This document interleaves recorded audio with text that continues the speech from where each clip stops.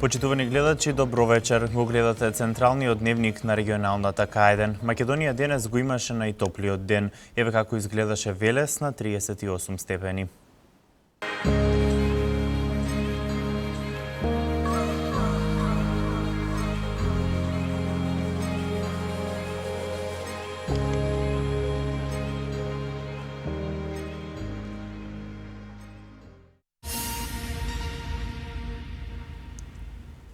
Настаните кои го одбележаа денешниот ден ги донесуваме веднаш по најавите. Останете со нас. Македонија во жолта алертна фаза. Метеоролозите предвидуваат наредните денови и температурите да растат. Најголемиот адут на Македонија во процесот на привлекување на странски инвеститори била достапноста на луѓето кои се одлучувачки фактор за инвеститорот да ја реализира инвестицијата. До крајот на оваа година започнува изградбата на експресниот пат од Градско до Прилеп.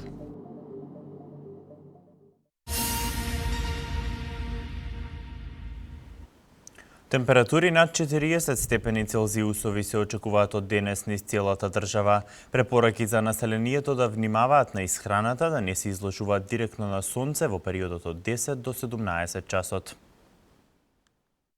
Од денес до вторник низ цела држава се очекуваат температури над 40 степени Целзиусови. Земјава ќе биде зафатена од топлотен бран. Препораки за населението за заштита од високите температури редовно се упатуваат и истите потребно е да се почитуваат. Метеоролозите прогнозираат температурите да се искачат и до 41 степен, а намалување се очекува од среда. Лекарите препорачуваат во периодот од 10 до 17 часот без потребно да не излегуваат децата, трудниците, повозрасните лица како и хронично болните. Граѓаните кои пак излегуваат треба да се заштитат со шапка и очила за сонце, да носат лесна и светла облека, конзумирање лесна храна и течности, хигиена на раце и хигиенски начин на подготовка на храната и редовно земање на терапијата кај хронично болните лица.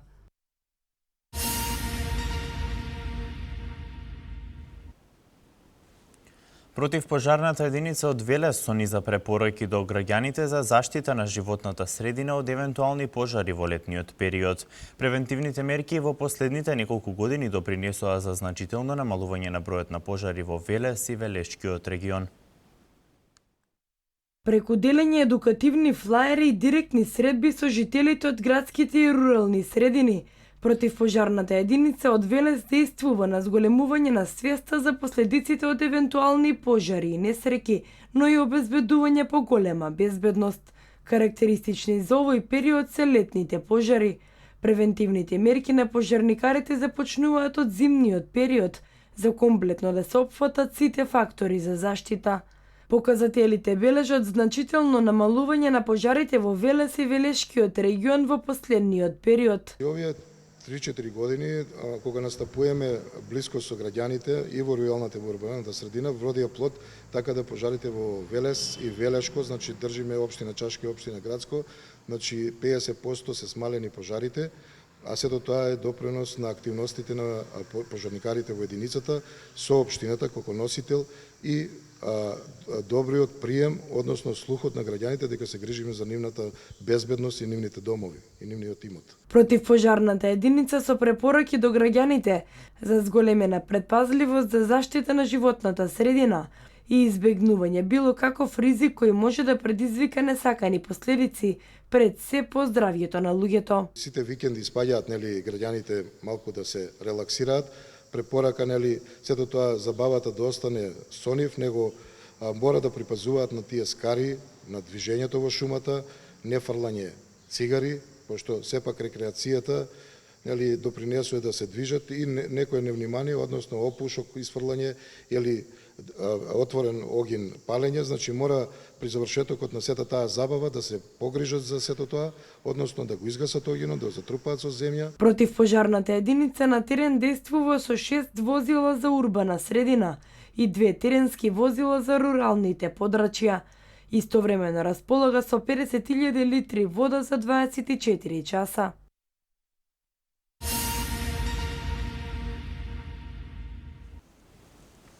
Општина Чашка е насочена кон развој на алтернативниот туризам. Доказ за тоа се настаните кои неодамна се случуваа во тој предел. Спелеолози, планинари, велосипедисти се само дел од туристите кои со задоволство го посетуваат пределот на Азот. Спелеолози, планинари и велосипедисти се само дел од туристите кои со задоволство го посетуваат пределот на Азот на територијата на општина Чашка. Локалната самоуправа е насочена кон развој на алтернативниот туризам. Според градоначалникот Пановски, општината има два столба на кои што се потпира, а тоа се земјоделството и туризмот. Оние луѓе кои што доаѓаа кај нас доаѓаа со сам нивни аранжман, доаѓаа тука со шатори, преспиваа и фактички тие ја гледаа нашата општина. Ние бевме радосни што дошле кај нас. Меѓутоа општината никаков бенефит немаше од сето тоа. Доколку биде сето организирано како што зборуваме сега, а веќе е почето и функционира, и јас се надевам дека општина Чашка може комотно да живеат одреден број на граѓани од тој туризам алтернативен за кој што зборувам. Манастирите и црквите кои се наоѓаат на тлото на општина Чашка исто така придонесуваат за развој на туризмот. Иста цел како и Чашка има и Сдруженијето на граѓани Развој, кои под пазувите на Мокра планина во село Бистрица создадоа етнолошки музеј и сувенирница која пред само неколку дена беше отворена како проект на Министерството за култура и Сдруженијето. Секако дека со музеот ќе предонесеме да се збогатат повеќе туристи да дојдат. Самите соби што ќе видат за престои, се надеваме дека луѓето, пошто и самата местоположба на самото село е многу убава и се надевам дека ќе допринесеме до доаѓање на повеќе туристи. Во иднина во склоп нови проект предвидено и отварање на нови сместувачки капацитети. Во последниве неколку години пределот Азот, покрај со прекрасната природа, може да се пофали со сместувачки капацитети кои дополнително придонесуваат за развој на туризмот.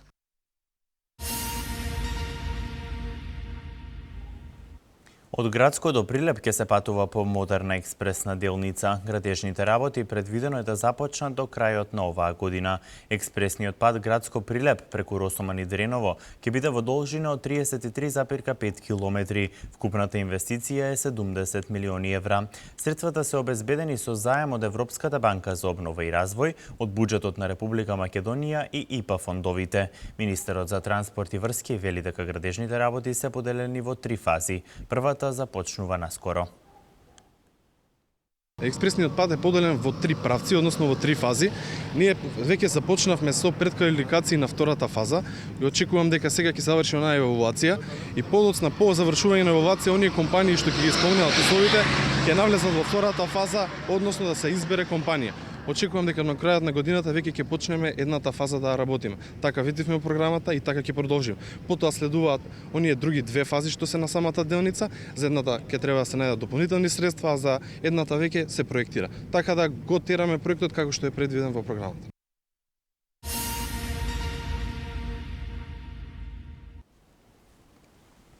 Странските инвестиции ја јакнат домашната економија. Македонија продолжува да важи за една од водечките земји по бројот на странски инвестиции во регионот. Последните странски компании кои започнаа со реализација на инвестицијските потфати во земјава се Key Safety Systems и американската Lear. Key Safety Systems и американската Lear се последните странски компании кои официјално почнаа со реализација на инвестицијски потфати во нашата држава. Ова значи продолжување на трендот на зголемување на бројот на директни странски инвестиции. Тоа пак придонесува за создавање на нови работни места. Во целиот овој период и додека се градат гринфилд капацитетите, овие компании ангажираат работна сила. Процесот на вработување е жив, тој е активен и се очекува дека до крајот на годината, без разлика што гринфилд капацитетите нема да бидат се уште изградени, ќе бидат работно ангажирани во овие 2 фабрики 500 лица. 300 во Key Safety System и 200 во Lear Corporation. Македонија и понатаму останува една од водечките земји во регионот по бројот на странски инвестиции. Очекувањата се дека многу скоро ќе се соопштат имиња на нови компании кои својот бизнис ќе го развиваат во Македонија. Најважниот адут на Македонија сметам покрај бенефициите, покрај сите оние бизнис реформи за подобрување бизнис климата е достапноста до луѓето кои се одлучувачки фактор за да им се помогне на инвеститорите во реализацијата на нивната инвестиција, бидејќи не е само процесот на привлекување на инвестиции важен, туку од тој момент кога ќе се донесе одлуката на кој начин и колку брзо тие може да бидат функционални функционални и колку брзо може да им се решат тие секојдневни проблеми со кои тие се соочуваат во нова земја. И тука директната комуникација која ја имаме секојдневно со инвеститорите е многу важна, бидејќи дури има начин да се комуницира, да се добијат придобивки и сугестии од нив, да се изменат некои правила и процедури во Македонија, што значи подобрување на бизнес климата не само за странските инвеститори, туку и за домашните компании. Директните странски инвестиции обезбедуваат сигурна работа за градежниците, бидејќи најголем број од инвеститорите одлучуваат да градат своји фабрики. Во првата фаза, ова значи и поттик за развој на услужните локални компании. Подоцна, покрај работните места, овие инвестиции директно влијат на вкупната македонска економија. Според последните податоци, компаниите кои работат во технолошко-индустријските зони во првото полугодие од оваа година забележале раст од 31%. Извозот надминал 700 милиони евра.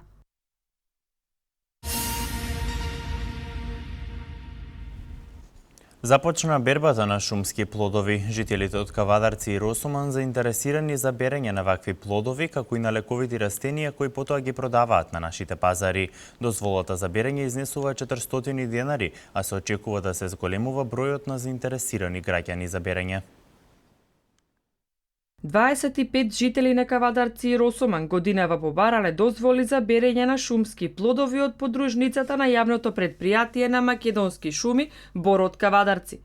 Една дозвола изнесува 400 денари и се однесува за сите шумски плодови и лековити растенија кои може да се најдат во Тиквешкиот татар, најчесто на висорамнината Витачево и планината Кожув. Главно се берат печурки, малини, капини, боровинки, смрекинки и најразновидни билки и други плодови кои може да се сретнат во природата. Се очекува зголемување на бројот на издадени дозволи, велат од македонски шуми, особено во периодот што следува, бидејќи дел од берачите на шумски плодови се заинтересирани за берба на боровинки и смрекинки. Според информациите кои ги добивме од подружницата во Кавадарци, досега не биле регистрирани берачи на шумски плодови без дозвола, најверојатно поради фактот дека сите навреме биле информирани за високите казни за прекршителите на законот.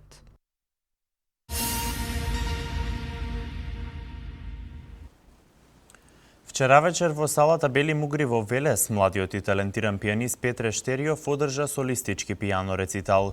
На концертот за првпат во Македонија беа изведени 10 минијатури за пијано од македонскиот композитор Томислав Зографски.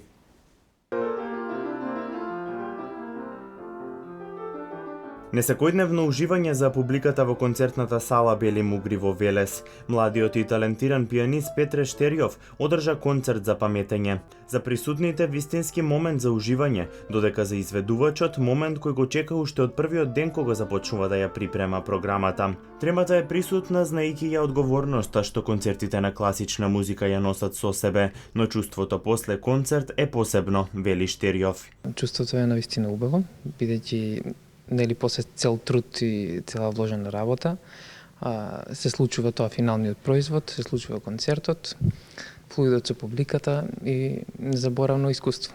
Звуците и прекрасните мелодиски фрази на стариот и орнаментиран барок, игривиот и шеговит карактер на Хајден, маестралната ун со Спиро од Лист, одлично звучеа во салата Бели Мугри, но она што концертот ќе го запише во историјата е премиерната изведба на 10 минијатури за пијано, опус 11, од македонскиот композитор Томислав Зографски. Тие досега се изведени само од авторот во далечната 1955-та. За првпат се наоѓаат на репертоарот на друг изведувач. Томислав Зографски е еден од најпознатите и најеминентните композитори кои што постоел на македонска пианистичка и композиторска сцена, бидејќи веќе нели покоен. Исто така бил и професор на Музичката академија во Скопје, а тој има напишано 2 книги со по 10 минијатури за пијано, од кои што првата доста често изведувана од студентите по пијано, додека пак втората, еве вечера за прв пат имавте прилика да ја слушнете во премиерна изведба на македонска сцена.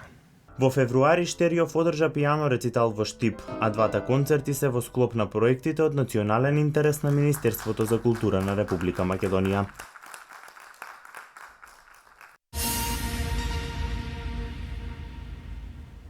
Србија ги враќа мигрантите назад, 2000 деца на бесплатно летување, заменик министерот за здравство Андоновски во посета на Охрид. Секојдневно во Македонија преку јужната граница преминуваат околу 1000 мигранти. Најголем дел од нив се од Сирија, Авганистан, Ирак и Пакистан. На територијата на Република Македонија тие илегално влегуваат, информираат од МВР. Мигрантите во земјава најчесто само транзитираат и се упатуваат кон Србија за да стигнат до западноевропските земји. Од северниот сосед пак ги принудуваат да се вратат во Македонија. Мигрантите се соочуваат со проблеми од страна на Унгарија.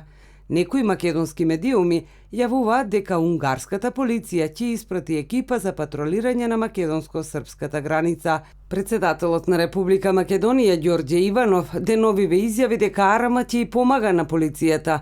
Армијата ќе биде ангажирана да го обезбеди јужниот и северниот дел од границата, како и коридорот 10 каде што се движат мигрантите.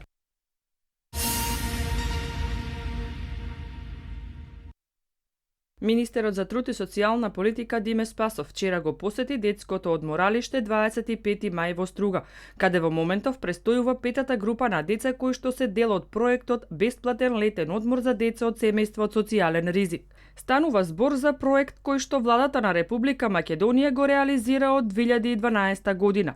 Заклучно со ова лето, проектот збирно досега го имаат искористено 11.000 дечиња. За ова лето 2000 дечиња ќе ја искористат бесплатната услуга. Обезбедени средства за ова бесплатно летување за 2000 деца од социјален ризик се во износ од 8 милиони денари. Проектот продолжува да се реализира до крајот на летото и досега околу 1100 дечиња го имаат искористено. Уште 900 ќе го искористат до крајот на летниот период.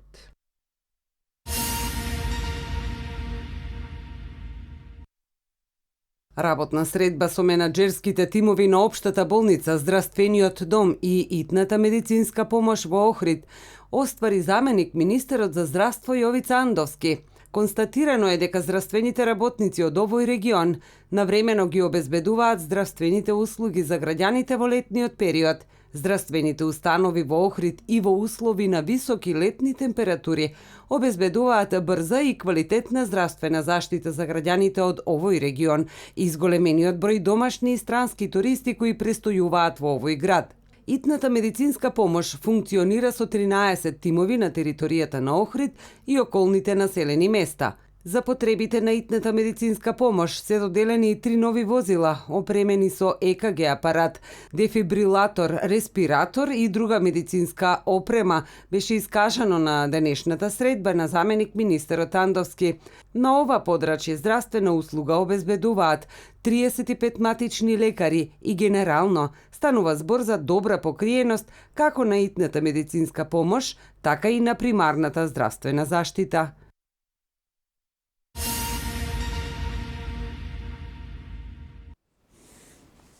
Невреме во Страсбур, двајца уапсени за пожарот во Атина. Джихадистичката група Исламистичка држава киднапира тројца христијани. Вестите од светот. Околу 15.000 извизници кои ги подигнаа шаторите во близината на Страсбур беа евакуирани од нивниот камп поради силното невреме кое го зафати регионот и градот. Во невремето 35 извидници се повредени. Повредите се должат најчесто поради паѓање на држачите на шаторите за време на невремето. Најголемиот извиднички логор во Европа оваа година беше инсталиран во петокот и мораше да биде евакуиран по заедничка одлука на властите и организаторите, поради големото невреме со дожд и силен ветер. Најголемиот број од учесниците биле на возраст од 14 до 17 години.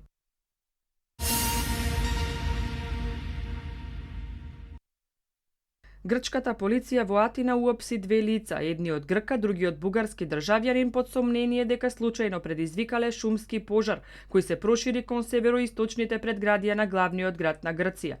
Двајцата мажи на возраст од 67 и 58 години ќе бидат изведени пред суд под сомнение дека случајно предизвикале пожар. Пожарот што избувна во североисточното предградие на Атина Кареас во подножието на планината и Митос брзо се прошири и се закануваше дека ќе зафати уште 2 населби.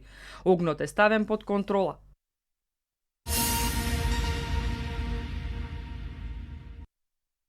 Тројца христијани по потекло од африканските земји се киднапирани од страна на група за која се претпоставува дека се припадници на либискиот огранок на џихадистичката група Исламска држава. Преку интернет сајт исламистите соопштиле дека се киднапирани тројца христијани од источна Либија. Киднапирањето го потврдил и портпаролот на либанската армија Мохамед Ел Хаджази. Тој рекол дека тројцата христијани исчезнале во реонот на градот Сирт.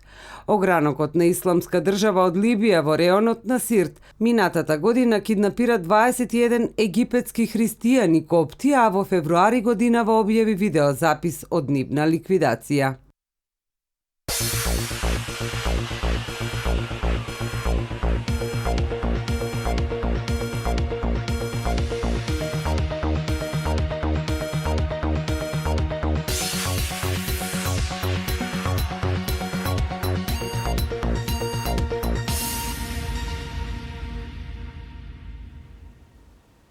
Младите кошаркари загубија и од Холандија. Македонската Дейвис Куп репрезентација ја победи Грција во борбата за петото место во третата европска зона. Домашен спорт. Младата кошаркарска репрезентација на Македонија на Европското првенство дивизија Б, кој се одржува во Унгарија, го доживеа и третиот пораз во низа. Во битката за петото до осмото место, нашите кошаркари доживеа катастрофален пораз од репрезентацијата на Холандија со 21 кош разлика, 68-47. Денеска против Луксембург ќе се бориме за седмата позиција на првенството.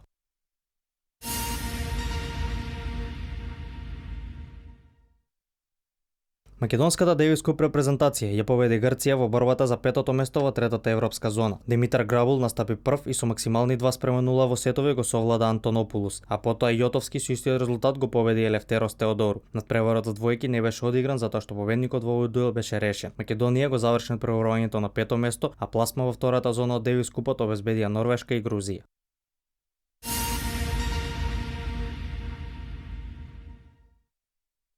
Брајант Дастон, новиот играч на Анадолу Ефес, кој 2 сезони поред е биран за најдобар дефанзивец во Евролигата, наскоро би можел да го прошири списокот на натурализирани американци во кошаркарската репрезентација на Македонија. Откако американецот не успеа на време да ги среди потребните документи за да биде нов кошаркар на Словенија и да настапи на престојното европско првенство, Дастон сега би можел да се најде на списокот на македонската репрезентација, но и да се случи тоа, тој сепак нема да може да настапи на првенството. На европското првенство кое се игра во септември, Македонија во групата со Словенија, Грузија, Холандија, Хрватска и Грција, а местото за странец во црвено-жолтиот дрес најверојатно ќе го пополни Ричард Хендрикс.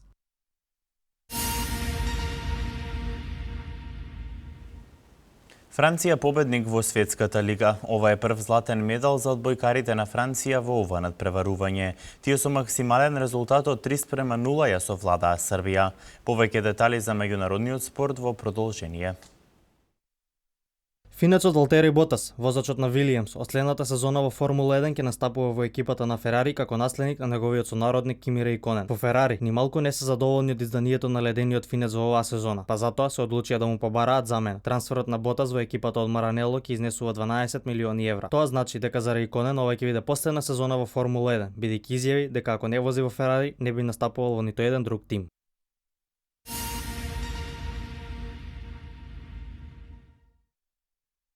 Четрнаесеттата етапа од велосипедската трка Тур де Франс покрај борбата за генерален пласман и етап на победа ја одбележи еден скандал. Лидерот на трката и носител на жолта мајца, Крис Фрум, беше полиен со урин. Видно нервозен, тој изјави дека е неверојатно како може да се случи нешто такво на толку голема трка. Целата ситуација беше крајно незгодна ако се земе предвид дека мора да возам 60 км со страшна смрдеа, заврши тој.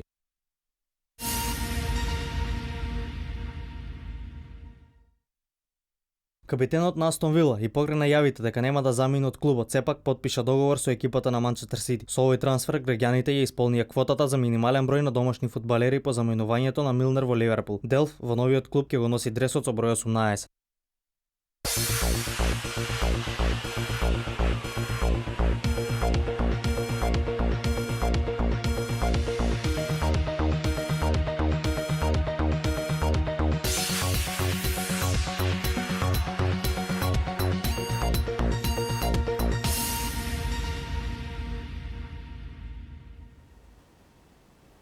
Многу топло и сончево време имавме денес. Слично време не очекува и утре. Еве ги деталите.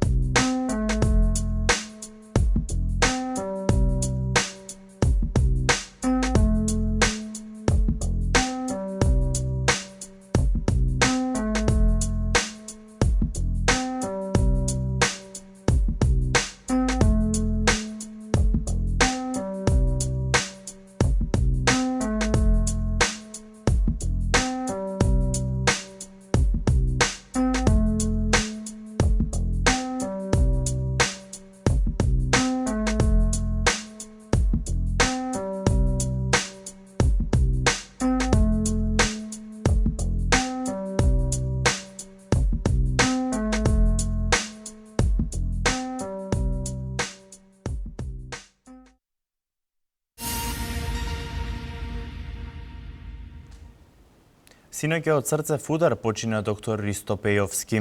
Тој е роден во 1949 година во Битола, македонец. Завршил високо образование, работел како доктор по општа медицина, потоа специјалист по општа хирургија и урологија. Во периодот од 1998 до 2002 година беше пратеник на ВМРО ДПМНЕ во Собранието на Република Македонија.